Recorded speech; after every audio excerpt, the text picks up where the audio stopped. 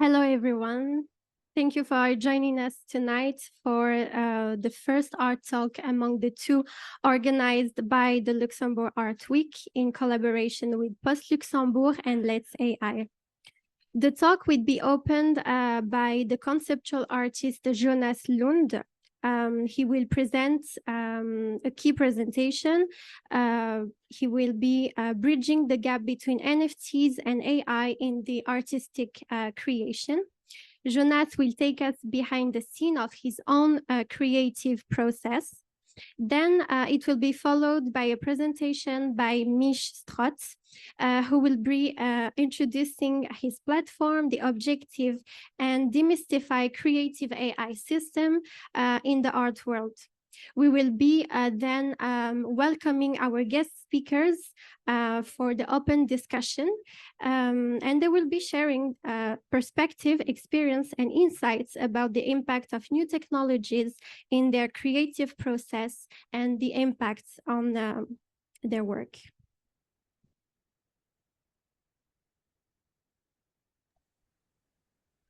Hi, I'm just checking if it was my turn. Can everybody hear me okay? Yeah, okay, good. I see the back of all of your heads. It's really funny. So if you all turn around, you can wave at the camera. I have prepared a mini presentation where I will see how well I can answer to the goal of bridging the gap between AI and NFTs.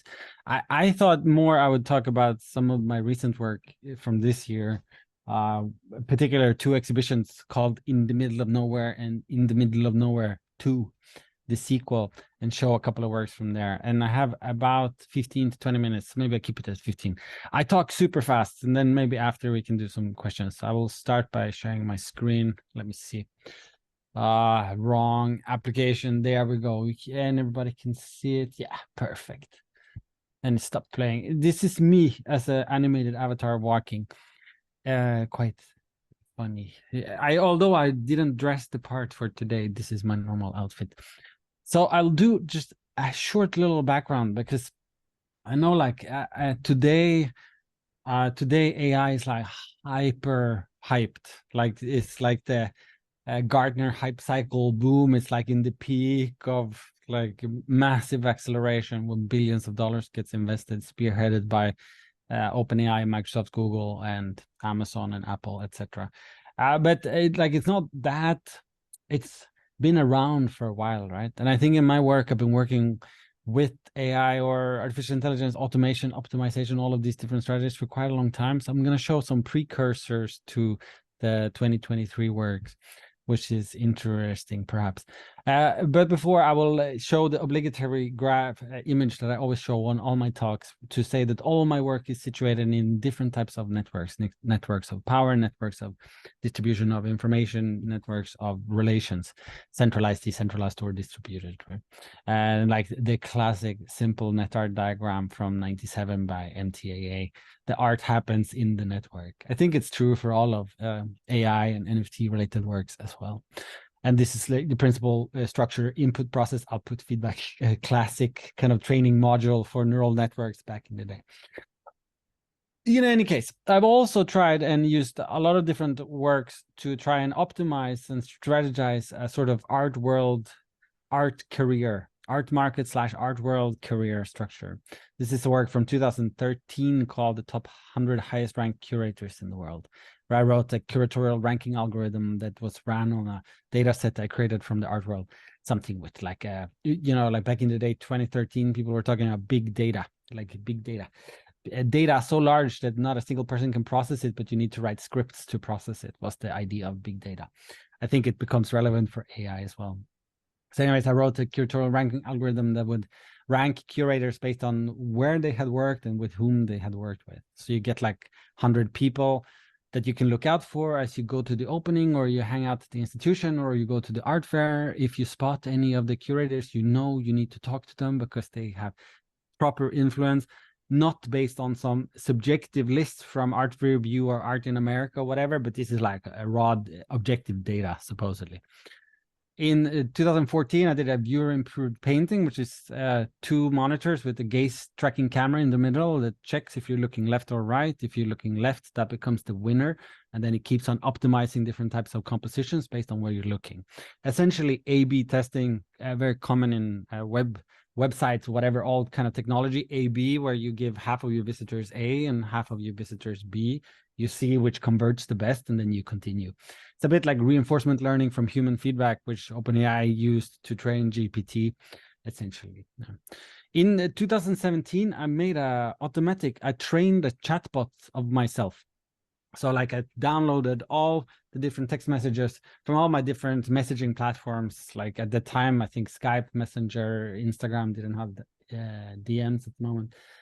WhatsApp, made a huge data set, trained like a sequence to sequence Python AI bot, and then had built this interface where people could talk to it.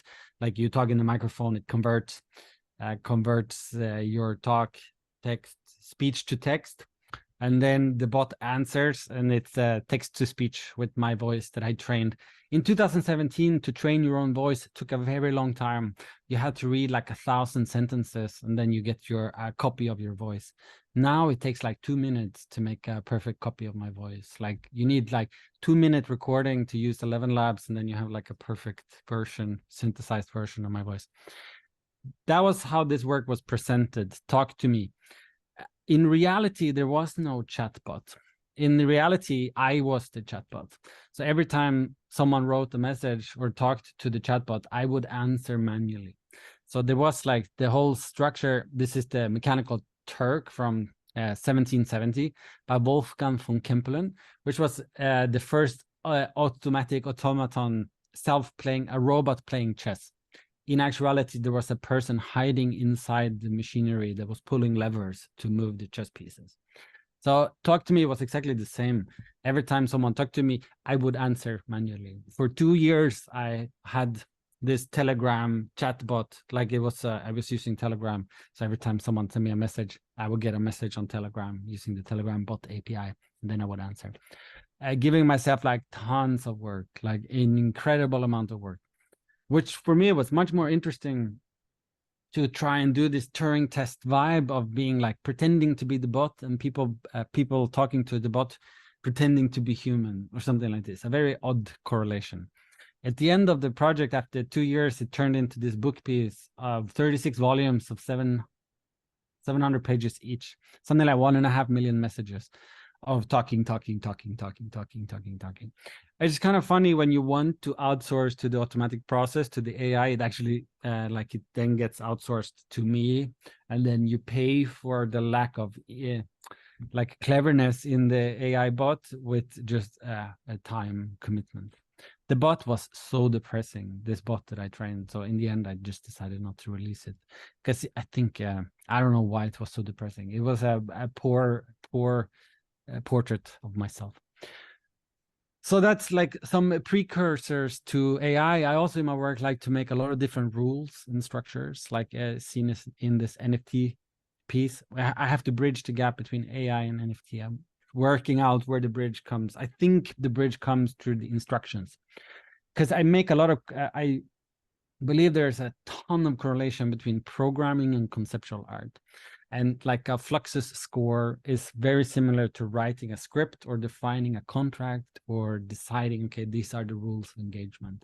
In the case, the owner of this NFT must donate 5% of the yearly profits to a charitable cause once a year in perpetuity. If they fail to provide evidence to me that they've done so, I can remote destroy it through the custom smart burn contract. So in this way, it's like, okay, I define the rules, right? So I make the conceptual positioning. It's very similar to programming. It's like, okay, so it starts with the rules and then it performs and then outcomes. Like the process is the work and the work is the process somehow. I've also tokenized my artistic practice through the Jonas Lund token project, where there's 100,000 voting shares in my artistic practice. If you are a holder, it's an ERC20 token, so not NFT, it's a fungible token, 100,000. If you hold them, you get to vote on proposals concerning my artistic practice in life. Where should I live? Should I do this? Should I do that? This is from a show from last year called Studio Visit, How to Make Art in the Age of Algorithms. You can see the different types of manifestations. The red telephone on the table has been programmed to automatically call me whenever it's picked up. And then I answer or I don't. Again, like spend time, right? Like this is what the telephone looks like. And here's a classic version of the website. Here's a little banner from that was just in New York, seen from the highlight. You can get the instruction of Collect Jonas Lund and a couple of different elements. We shouldn't talk too much about the Jonas Lund token, but I'm sort of threading a odd thin line between crypto and AI, trying to work out where is the sort of quintessential positioning to the AI and where it comes from in terms of making rules and structures. This was also from that exhibition. The proto to the smart burn contract was this painting series, which was like instructions on the painting, but we don't have to cover that either. Terms of service. This is a terms of service agreement that you agree to every time you enter a gallery or an exhibition, which I think is a fantastic way to use my sort of power as the artist. Okay, I worked it out. This is where it comes. It's about the artistic agency in the process. And I think a lot of my work, I sort of impose my will onto the audience or the collector or the participant in the project, make a ton of rules, and then execute this process and then see where it goes.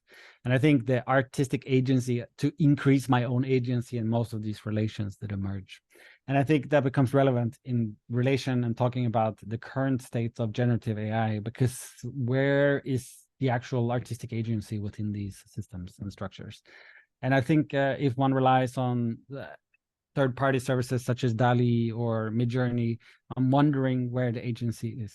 Right? It's not entirely clear where it comes, and you don't even have agency as an artist to sort of, or you didn't, maybe you do now-ish, to opt out of the training set and the training data, but we will have a look at that later.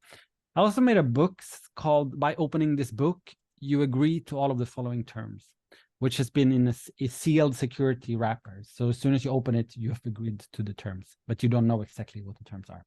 Okay. That was the background. Now we can talk specifically about these last two exhibitions, and I'll show a video and then I will wrap it up. So this is from first week of February this year at Office in Part in Berlin, an exhibition called In the Middle of Nowhere, which was created in collaboration with GPT 3.5 Turbo, I guess. I guess it started making the work in December last year, just after GPT 3.5 ChatGPT was released by OpenAI. So the show is a result of like lengthy conversations with ChatGPT at the time. I think at the time it was, I mean, it's a very interesting transition from before and after, and how quickly this explodes in terms of the domain, like all these technologies coming together and just going like, and then everybody going crazy about investing in AI and starting AI startups, etc. Sorry, I just need to drink one sip of water because I talk so much and I try to put so much into the presentation as possible. Okay. So the exhibition, the first exhibition In the Middle of Nowhere, is sort of a room installation which feels a bit off. Everything is a bit strange about that room. And I'm not sure how well it's captured on these pictures, but there's like a continuous blue light, and it's a sort of domestic home of somebody, but you don't know exactly who it is. So you get this sense that it's in the middle of nowhere, there it's nowhere. There's a working desk where the computer is acting by itself, and you have like these results and some traces from somebody living there. The idea is probably that the guy is like a prompt engineer. He's sitting there and prompting pictures and images for people online and selling his prompts to Stable Diffusion or Midjourney or DALL-E or whatever. And then it's like his collection of artworks and his collections of tapestries, which he has worked on for a long time using a range of different text-to-image AI tools, but largely Stable Diffusion 1.5. This piece is called The Fat Cats of the Art World and depicts 1, 2, 3, 4, 5, 6, 7, 8, 9, 10, 11 cats hanging out on couches. You can also see the little square painting at the very middle that's cut off is also in the room to the left in this image. So there's some strange loops going on, that everything is referencing each other. Central to the piece is this simulacra aesthetics installation, let's say, which I will show you just a little clip from. And I'm not sure if I can kind of lower the volume for this one because it's very loud. So this is what's been, I hope you can hear me. If you don't, like, reach up your arms in the room and then it's, I can see, and then I'll mute it. So this is what's being played on the computer in the exhibition, which reveals the, it's a bit of a technical story, but I think it's quite interesting. So Stable Diffusion was trained on the Lion data set of images, which started as 5 billion images scraped from the Common Crawl. Just Common Crawl and take the alt tag as the description of the video, description of the image. But there were 5 billion images of questionable quality. So like you can't really tell, okay, so it ranges from very pretty pictures to total garbage because it's just downloaded randomly from all of the internet. So they needed a way to work out like what's an aesthetically pleasing image and what is a crappy image. And the way they did that was to make a aesthetics image model predictor. And they did that by taking random internet strangers and asking them to rate, to prompt and rate output from Stable Diffusion 1.4 kind of, to rate output, to prompt and then rate the output from 1 to 10 based on how aesthetically pleasing it is.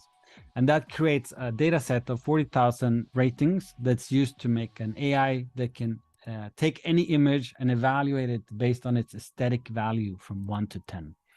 They then take this model predictor and run it on Lion 5 billion, right? And get 400 million images of an aesthetics rating of 6 or above. And then that's the data set that creates Stable Diffusion 1.5.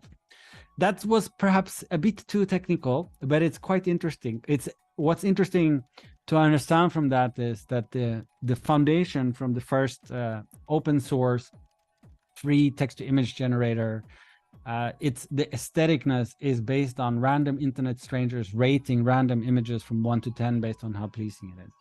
And the piece on the computer is revealing that process, downloaded that data set, and you can see how much each of the images are rated, essentially. Ooh, that was a long story. Sorry, I have about 4 or 5 minutes. I'm going to accelerate a bit more. I'm going to show you a clip from 2 videos. I think it's perhaps more interesting. On the video, there is a piece called The Future of Nothing, which was made in January this year using a couple of different AI tools, which talks about the future of work in the age of artificial intelligence. I will play you one clip from this one, and then I will play you one clip from the follow-up, and then I kind of wrap it up. Okay, yeah, thank you. I am a female illustrator, and I have spent the last few years working for a small design firm. It was a great job, and I love the creative freedom it gave me, but a few weeks ago, everything changed. The company I was working for decided to automate the design process using a new program called Stable Diffusion. They said it would make our work faster and more efficient, but I knew what it really meant. We were all going to lose our jobs, and that's exactly what happened. The company laid off everyone in the design department and replaced us with Stable Diffusion. I was devastated. I had no idea what I was going to do next. So here I am sitting in a cave and trying to come up with a plan. It's hard to believe that just a few weeks ago, I had a steady job and a sense of purpose. No, everything feels uncertain. I know I'm not alone in this situation. Automation and AI are starting to replace jobs all over the world, and it's only going to get worse. I just hope that I can find a way to adapt and thrive in this new world. Okay, I pause that. That was the first scene. So there's 6 or 7 more scenes in that video, which is all talking about different types of people losing their job, being replaced by AI. And in a way, the work is made through sort of a stack of different generative AIs that you can sort of just prompt out the whole video. So in a way, The Future of Nothing is also then the illustration or the revelation that I kind of also outsource myself through the making of these videos. And in the end piece of in the middle of nowhere is the rolling end credits to art history, which is sort of saying goodbye to, or saying, okay, so this was that period pre-generative AI, post-generative AI in some way, and what it means. The follow-up, I know I'm running out of time, so I'm just gonna like quickly gloss over the second step. Actually, mostly just say, show you this clip. It's about 2-3 minutes, and then we can move on, and then we can talk more about the questions and stuff through the panel.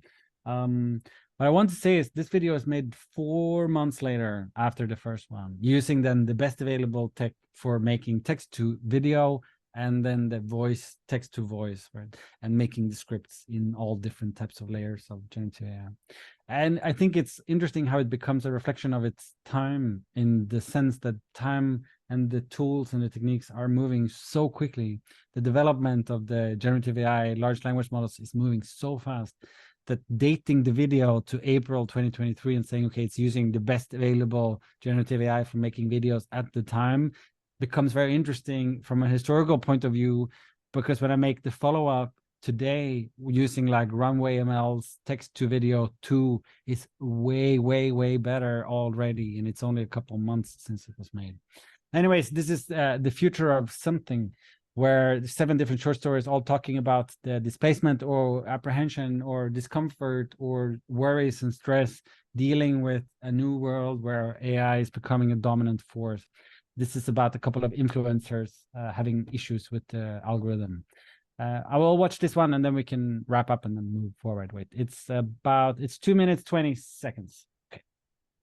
I've done everything right. Posting consistently, engaging with my followers, staying up to date with the latest trends. And still, the algorithm doesn't treat me nicely anymore. I feel like I've been played, like I've wasted all my time and energy chasing after something that doesn't matter. Kim nods in empathy, feeling the same pain. Carla, on the other hand, looks resentful and bitter. You two have no idea. I was there from the beginning, putting in the work when nobody cared about influencers, and now the algorithm treats me like I'm nothing. It's like everything I worked for has been for nothing. Dan, the moderator of the support group, tries to lighten the mood.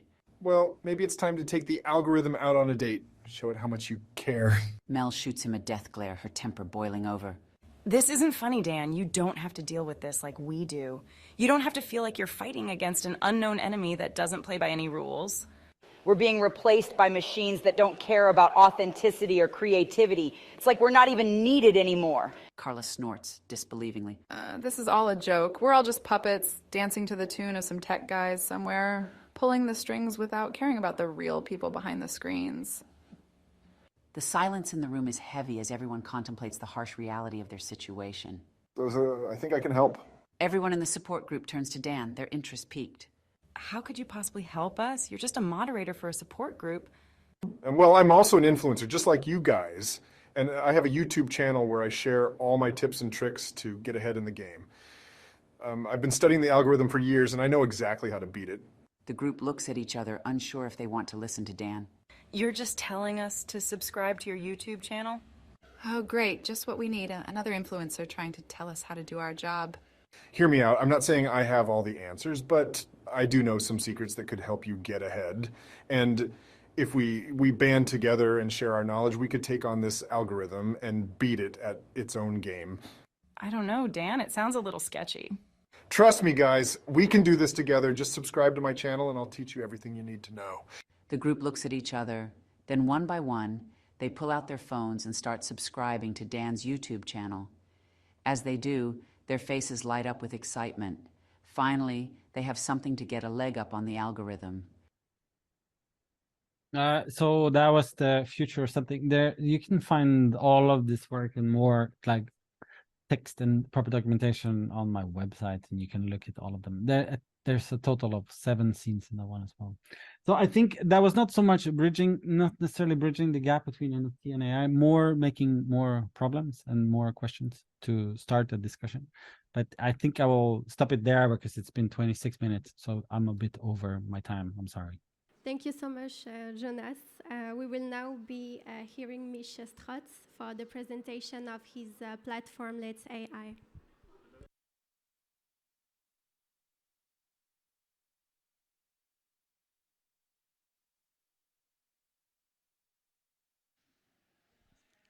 Test. Thank you, Jonas. Hello, my name is Misch. I have one assistant sitting there behind the screen because we're now doing the LetzAI demo. Are you ready maybe to pull it up already?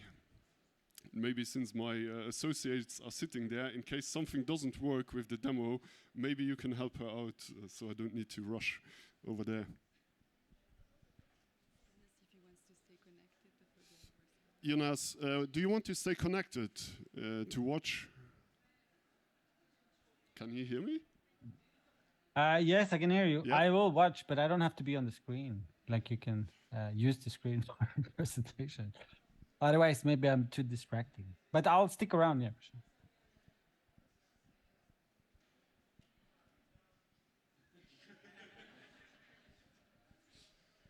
So maybe in the meantime, as we pull up LetzAI to the screen, who has heard about LetzAI in the recent weeks? Hands up.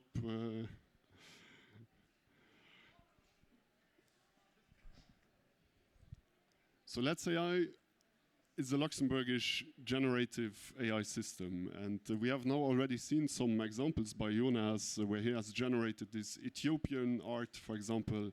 Well, at LetzAI we have built a platform where you can generate Luxembourgish things. Sorry, what? All right, because here it's very loud. No, this is not the correct thing. We start with the LetzAI screens. This is the video that we're going to show later. There we go. All right, so as you can see here, this is the interface. This is the LetzAI interface that we built. And we built LetzAI for two reasons. The first reason is because in these existing systems, you, as a Luxembourgish person, you are always underrepresented. ChatGPT has no idea what the Superjump, the Gueule Frère, or any other Luxembourgish thing actually is. And if you try to generate the Superjump with Midjourney or DALL-E, which is the native generation software built into ChatGPT, you get Super Hemp Man, you know, hemp, the plant, but you don't get Superjump. And the same is true for the Gueule Frère. And if you try to do that with LetzAI, and could you please click the generate button, you'll see that you're going to get an image of our Gueule Frère dancing in a room. It's going to be a close-up. It's going to take like 20 to 30 seconds, and it's going to generate an image for you. The second reason why we built this platform is because, as the same sense that we are underrepresented, it's often like there is no way to add yourselves to the existing systems. So once DALL-E, for example, they have trained their model, and you are not in there as an artist, for example, or as a public person, well, you have no way to get into these systems. And that's why here, if you go to the second screen, please, here we give people the possibility to actually train their own AI model and add it to a social system where everybody can use the models of the people that were generated, that were created. So here we have prepared the example of the just mentioned Superjump, which is the Luxembourgish superhero, in the style of Flamzio, which is an artist that has created his own AI model on the platform. He's called Flavio Diniz. He has created a model, and now if you click generate, you're going to see that we will have the Luxembourgish superhero in the style of a Luxembourgish artist. There he comes. Some results are obviously better than others, and since this is live, I'm very happy that both examples actually succeeded. And yeah, once it's done, I'm going to show you the last thing, and that's basically the entire process on how we approach this. So there we have him, the Superjump, the style of Flamzio, and if you could go to the third screen, please. This is the model generation menu. So we give people the possibility to actually create private or public models. This means that if you create a public model, everybody is going to be able to use that model for their own generations. And now if you click on the public button, and then you scroll down a little bit, and you click on continue, you're going to see a pop-up. And I think this pop-up is something that will be a very interesting discussion point now for the panel, because in this pop-up you're going to be asked whether you have the necessary license rights to create that model. And we have one guest also on the panel with whom we have been in the press recently, because what happened was that an agency used our tool to generate images of a statue that was made by Serge Ecker, but they did not ask Serge for his permission to actually do that. And that's for us a very crucial point, because this is exactly the problem that we want to solve. We want in the future to give people the possibility here to create licensed models, licensed AI models of their art, of their face, of their objects, of their brands, and so on, and then have people generate images directly with the licensed model that is owned by the rightful owner of that particular object.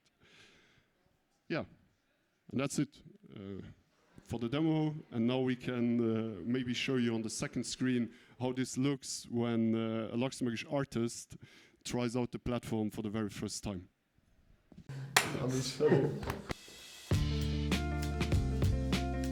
Mein Name ist Walter, ich bin Mural Artist aus Luxembourg. Wir werden heute herausfinden, was AI so drauf hat. Bislang weiß ich süß, was KI so ein bisschen drauf hat, was Kunst angeht, aber noch nicht richtig viel. Wie ich vom Projekt gezählt gut war ich ein bisschen ängstlich, was das angeht, aber ich bin einfach wirklich 40. Teilst du, wie meine Skizzen normalerweise ausgesehen? Das war für Projekt Portugal zu Lissabon. Ich weiß nicht genau, wo das Programm hingeht, ob mich schon irgendwie was trifft an meinen Ideen oder dass ich ihn als Tool kann nutzen für die Zukunft für eine Ideensammlung. Alright. Okay, gehen wir hier Yuppie in the style of aller Welter. Generate image. What? Also, das ist nicht ganz klar. Was tut so viel hier? Also, nein, ja. Ja. Ich weiß nicht immer. Könnte mal ein anderes Result geben. Also, mein Trademark aus der Maus.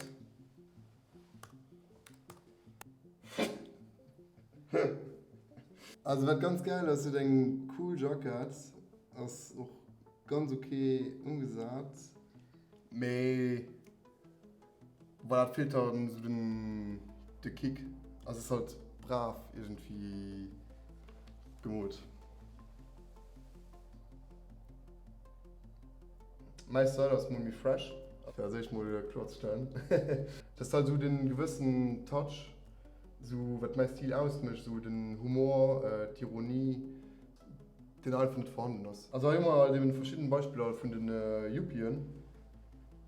Ich muss effektiv sagen, was interessant für mich und auch keinen Sinn in Zukunft, wie die verschiedenen Schierter fallen oder wie Halo halt zum Beispiel die Waffe unhalt. Das ist so eine Sache, wo ich schon immer auf der Mauer muss ein bisschen rundherum experimentieren, wie fällt Luft, wie setzt mich mein Schild, wie schaffe ich am Anfang das Volumen raus, wo heute am Anfang schon direkt das ging ist. Also ich muss sagen, wie die Position von, also die Haltung vom Arm ist, die Verkürzungen. Also das schon ein paar Mal. Und natürlich, wo ein Hürz, also wo komplex für mich ist, als wie die Position, also die Körperhaltung von den einzelnen Charakters ist. Ich meine, da kann ich sagen, dass AI schon definitiv ein hilfreiches Tool kann sein. Aber von der Ideenfindung, muss ich das soweit noch mal selber machen. Ja. And that's the important point. So when Alain used the tool for the first time, for him it was very clear that the results that came out of the software were not 100% the same thing than when he's standing in front of the wall and painting something, but it's a very useful tool and already today, and it's going to be an even more useful tool for artists in the future. Thank you. Thank you, Misch, for the presentation of your platform and for the informative video. We will be now welcoming our guest speaker, the artist Lynn Klemmer. Serge Ecker and Eric Mangen.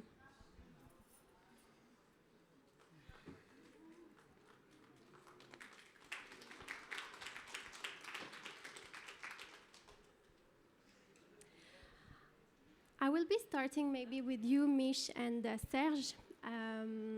You were both confronted somehow to a case where you had to handle an issue regarding copyrights and the right image issue. Misch, in your company in LetzAI, how do you handle these issues on a day-to-day basis? And do you think that the issues that arose today will be the same in 5 years, in 10 years? How is it going to evolve in the long term? So for us, the most important question in the beginning was how do we solve the hand and egg problem of launching a new social platform, basically. That's why maybe from the examples you saw, the Superjamp, we have also some politicians inside of the platform.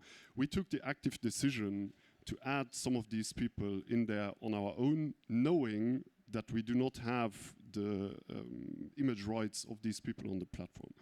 That was a conscious decision we had to take in order to actually kick off the thing and get the idea out there.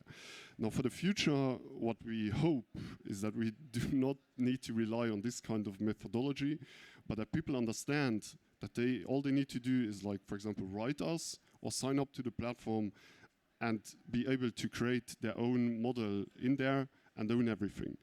Now it's going to be a long process to get to this point where we can actually talk about licensing, earning royalties, because there's a huge technical challenge that also comes with building such a platform. But it's very clearly our vision to build something that is useful for the license owner, that's useful for the user, and that's useful for the general public, and hopefully beneficial for humanity in this regard as well. Yeah. Yeah, maybe Serge, I'm sure you want to add something to this as well from the experience that we had recently together.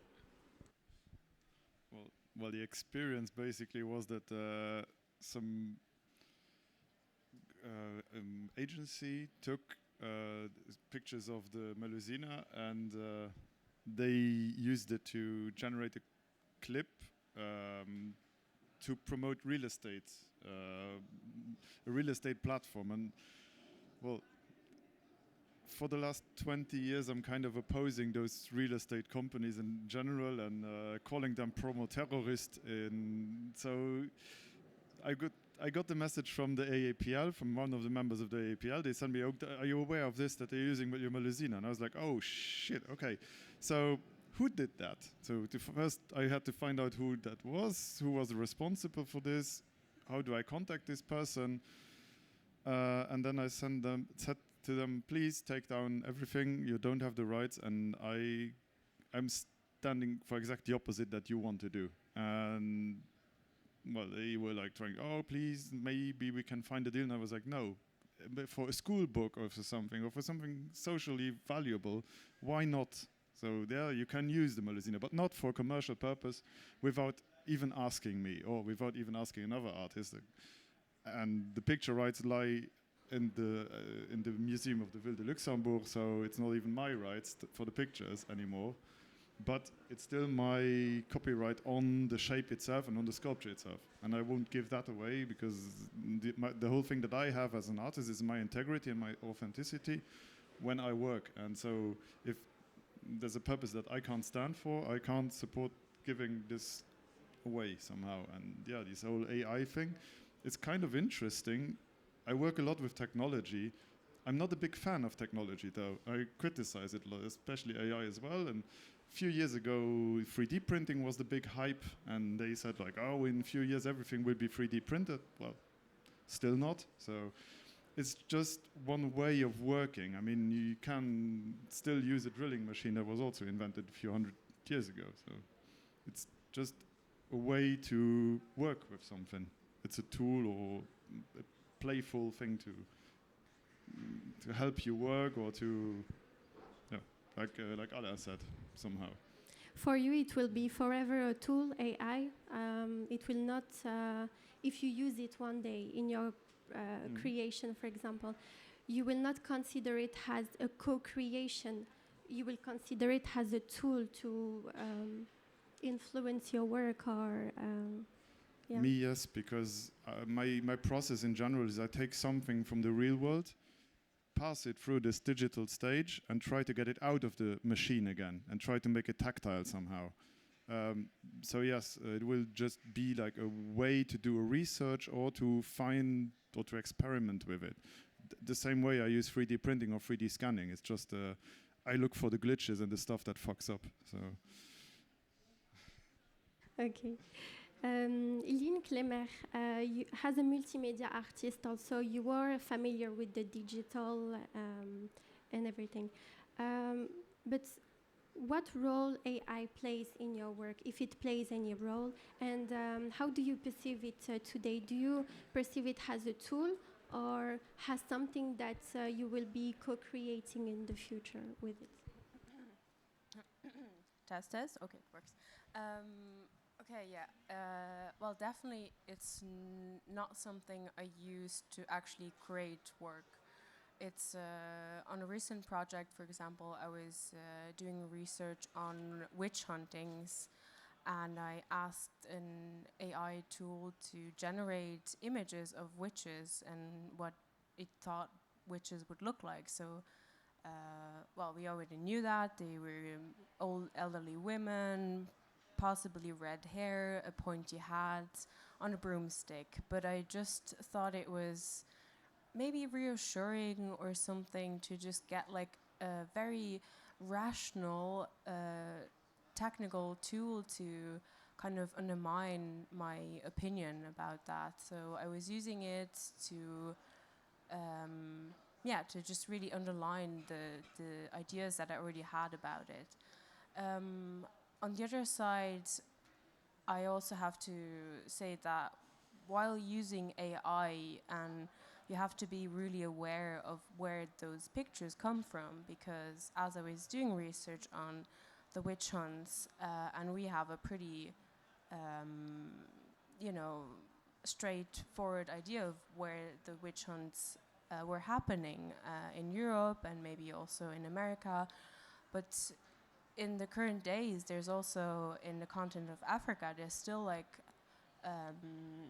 witch trials that are happening. So these people don't get to upload images or like share what witch hunt or what these things mean to them or how they look like. So it's always kind of AI.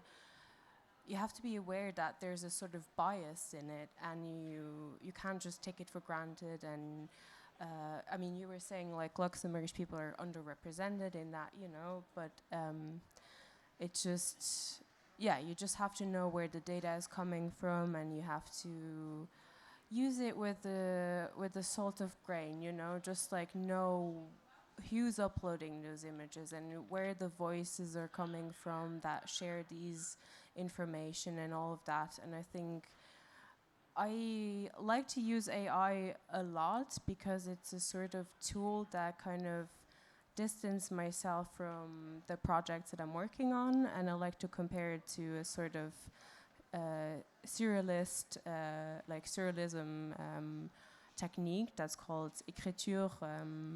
What do you call it? Écriture automatique. Merci, Mathieu. Écriture automatique. So you kind of don't use your conscious self to write something, but you kind of go back to your subconscious and something like that.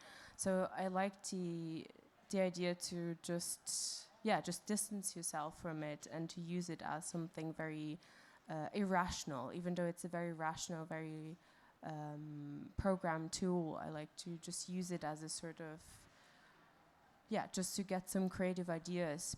But at the end of the day, you have to use it with precautions and just being aware where all the data comes from and who gets to play, who gets to change and who gets to influence what the images say. And that's.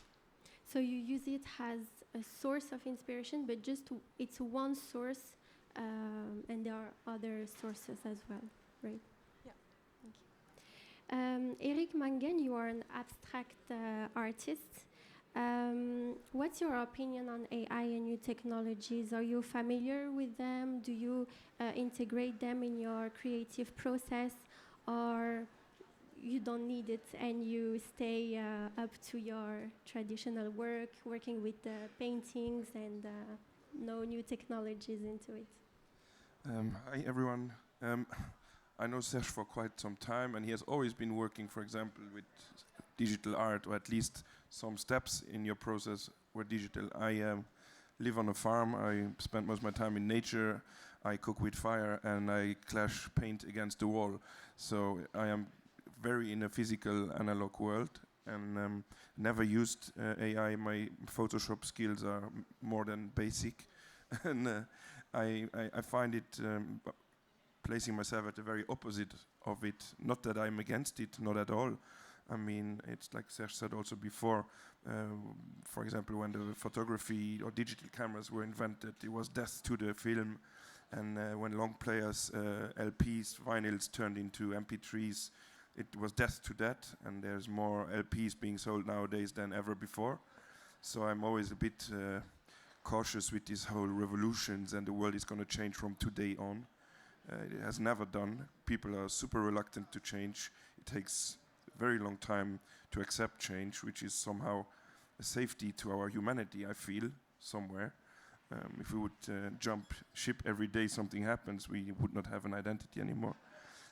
I find it a very fascinating world. I would like to get more interested in. But in my practice as a painter, it does I look for the exact opposite. I look for, like Serge said, for example, the error. The error cannot be generated. There is nearly no way in painting to, how should I say, you have to make the accident. It's not happening by itself. You know, like somehow you have to. Yeah, we can argue. I would, I would like to. No, I feel that on a very personal basis, the experience in making art is in making the art. It's not the result. And with AI, we are here programming a result. We are programming images.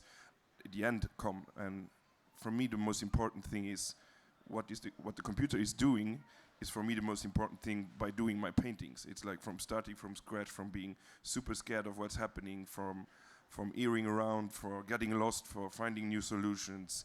All of this process of making the painting, it's never for me about the end product. You see the end product, but everything from the white canvas to the end product is the only thing that matters to me. So that's somewhere completely opposite to this technology. I might oppose a bit to this because basically the Melusina sculpture is based on a glitch. And it's an abstraction from a real 3D scan that got this children's game, like telling a story in each other's ear, like a bouche à oreille. The 3D scan got transferred from one software to the next with always deleting faces and software interpreting the 3D model differently than the one before. And this made the shape how it came to be. So you can play with the glitch, but yeah, I understand it when you do it in a physical way, you're looking for exactly this, and I'm doing this in a digital way, but then but I like tactile stuff. So you would really be interested to find like the bad images of it, you know, like the one you showed at the last talk was this salmon in the river, and it's the sushi salmon and not the actual fish. So obviously this probably can be a whole mission for itself to do these bad paintings or bad imaging. I think that could be funny, but in my life, for example, or the things I'm fascinated about, or if you talk to cooks or whoever creates stuff, it's 90% comes out of a mistake or an accident somehow, and perhaps I missed this a bit in this. So it's not really creation. I mean, people always ask me like, yeah, what is creation? For me, creation has to be accidental. Otherwise, it's a transformation, a realization, something, an execution. You know, like and here I think we have this execution thing, and not a real creation as per se. It is based upon a databases of real stuff that have existed. So it can never really invent something, in my opinion. It can have variables of something, but it's not a real creation. can I also oppose? I like being in this position. Because I think the salmon example is actually a good one, because that's the perfect example to explain that when you enter something into the prompt line, you can never know what the result's going to be. And even with LetzAI, like it usually takes like 2 or 3 generate image clicks to get the result that you were actually having in mind. Or maybe you get something better, maybe you get complete trash, but the result is always somewhat interesting. But that's exactly that point, I think, is the interesting one. The result you have in mind. You know, like when I started painting, I have no clue what is at the other side of it. I have no idea, I have no nothing. It's, in my practice, it's like a dance more, or a ballad of something. We start here, we get lost there, and all of a sudden we are here, you know. And so there is no expectation. Hopefully not fuck it up completely, but for the rest there can only be surprises, you know. Should we do a live surprise maybe? If she could pull up the LetzAI screen once again, is that possible? Because there are some examples that work better than others, you know? And with some of the bad ones, you get very strange surprises sometimes. So for example, if you scroll up, oh, no. Just scroll up and, for example, change the at Flamsio, change it with at contemp. No, what? CO. Type CO. CON like contemporary. CON like.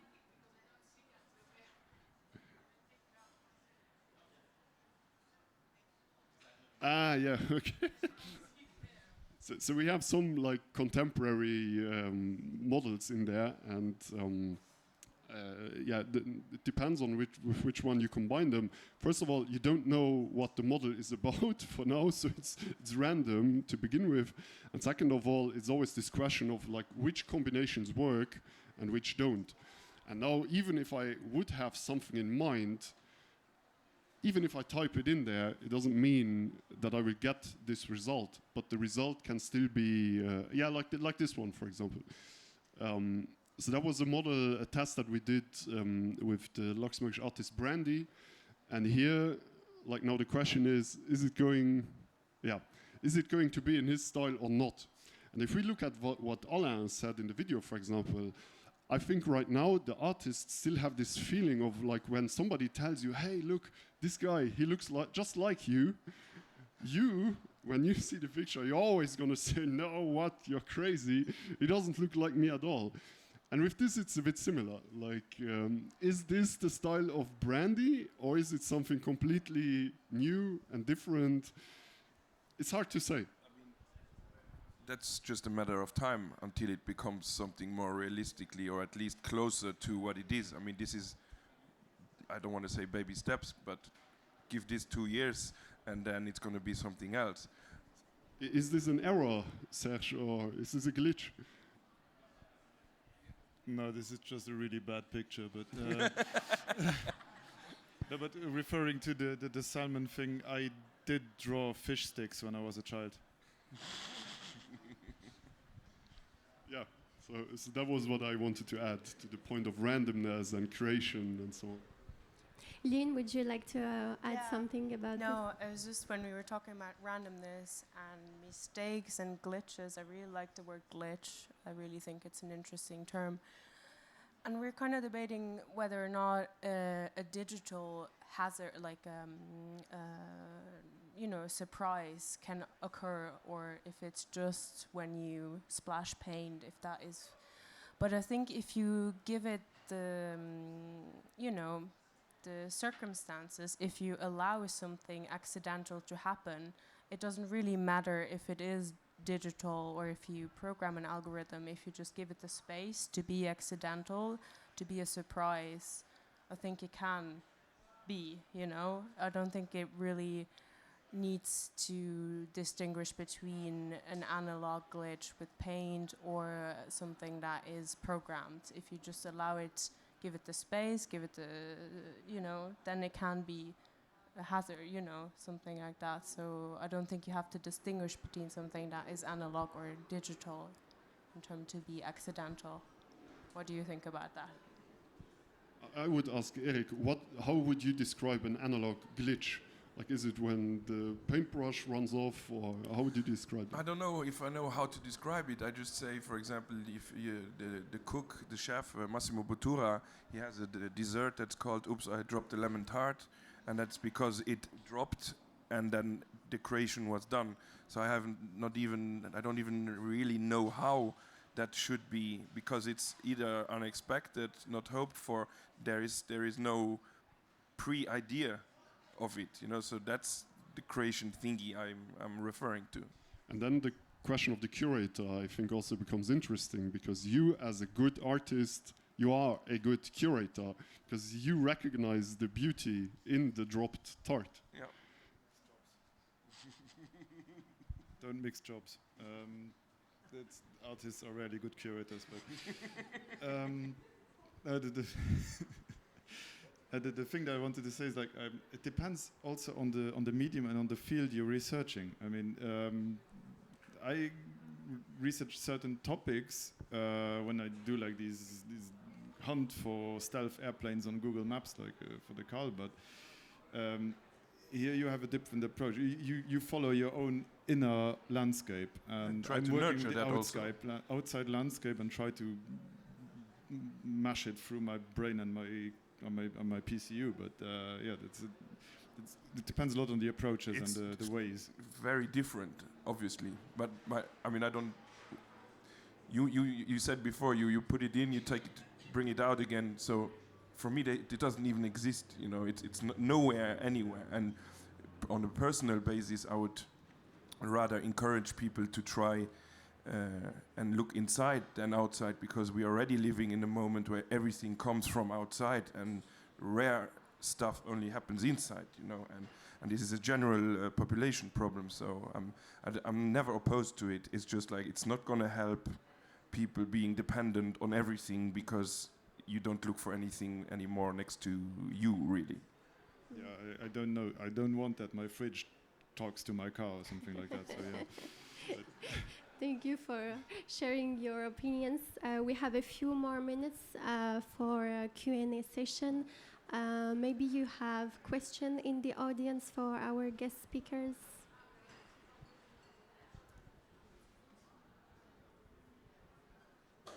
No questions, only listeners. Okay. Thank you very much. Then Thank you. Thanks to all of you. Thanks to all the speakers for accepting our invitation tonight. And I will be happy to see you.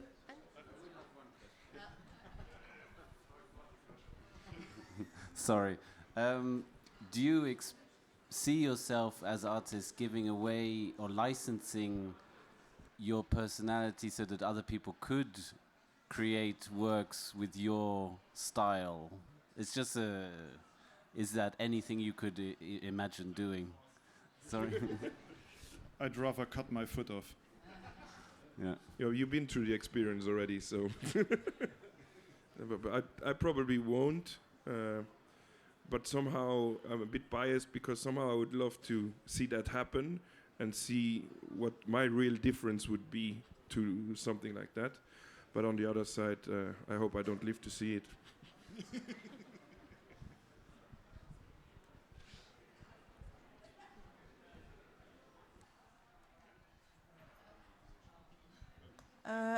I have more of a technical or whatever question, being an AI virgin, if you want to. When you generate a picture, is there any way you can see the sources, how it was generated, where the source? Because Lynn said you have to take it with a grain of salt. So how do you know where, pieces are coming from? So it's a rather complex question, because there's a lot of research also being done of this on this front. The biggest problem or challenge is that there is no mathematical or algorithmic way to trace back what the data set consisted of that generated a certain output. you can know which input generated like which image, like the text prompt, for example. This is always stored. So if you have the same, what is called the seed, you have the same prompt and you use the same AI model and so on, you will get the same output, but there's no way to know like which exact images went into the creation of one model. That's an algorithmical problem basically, but there are techniques like to find out this kind of stuff. There's this famous photo, for example, of the Afghan girl, the one with the, how's that called, like the thing around her head. She has very bright eyes. And for example, if you type into Midjourney, Afghan girl, you will get an image that looks 99% like this one. So you can almost be sure that this was part of the data set. But that's for a very niche example, and that's only for one image. Now, as soon as you start going a bit more crazy, like say a blonde Afghan girl, for example, you will have a completely different result, and there will be no way to trace back again which exact input went into the creation. I think there was another question.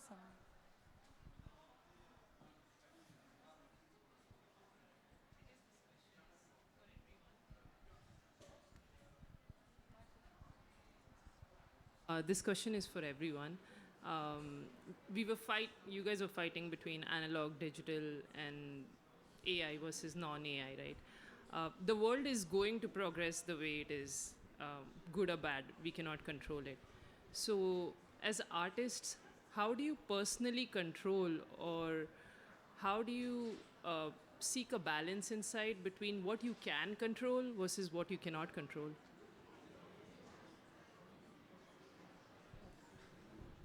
I think, to be very honest, you can't control anything, and the only thing you can control is your choices somehow, and that's deciding if I want to be part of it or not. It's Misch asked me if I wanted to do the video that Alain did, and I said no.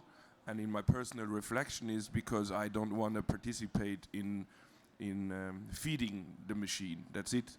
So and then I will not license my name, and I will not be part of it. And that's the only thing I have power of, is my own decisions.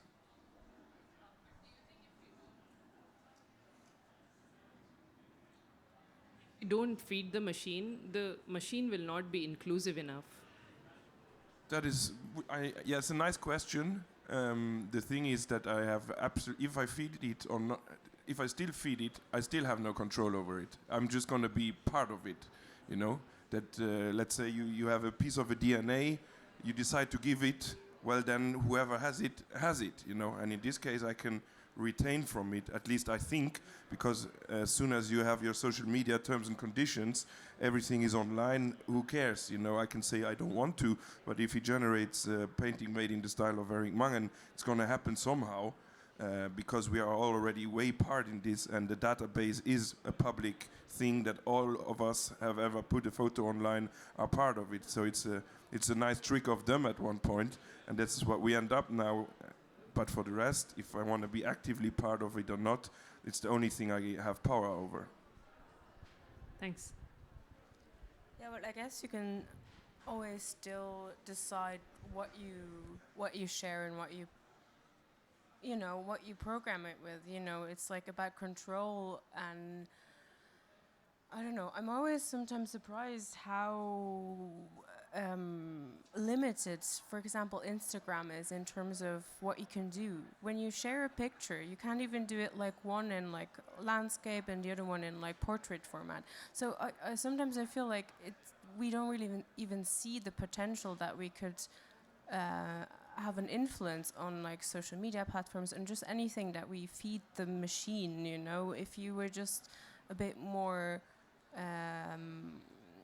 willing to share what you really want and what you need, instead of just feeding it what it already has, it could really change for the better in terms of being more accustomed and being more, you know, more for the people.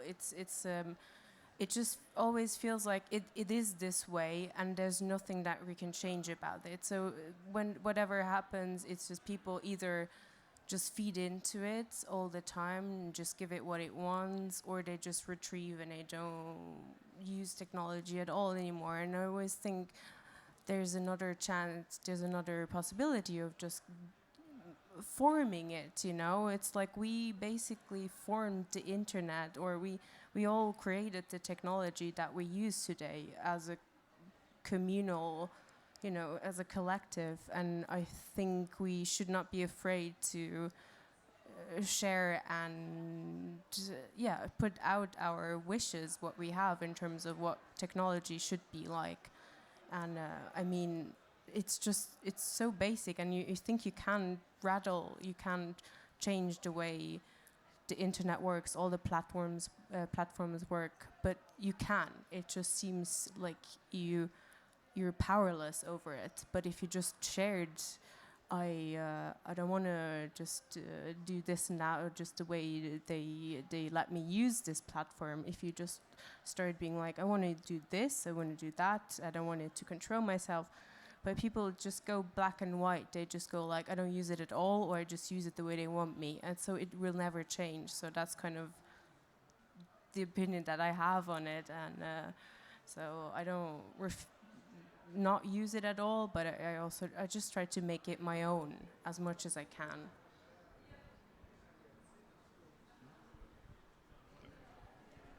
For me, it's always, since I want to get it out of the machine, the information that I've fed into my machine, not on the big world, but just in my small digital world, there's physical constraints. You can't beat physics. So, and if you have materials, you have to work with the constraints of the materials. And be it, even 3D printing has constraints. So that's always my framework to how far can I go with the material, because I'm interested in the material and in the analog creation of a work. Thank you so much for your answers, and thank you for your questions. Scheinen Oven, bonne soirée. Thank you to Jonas as well, who I think is still connected. He left. Thank you to everyone. Thank you to Eric. Thank you to everyone, and see you on Sunday for the second conference on digital collectibles. Thank you.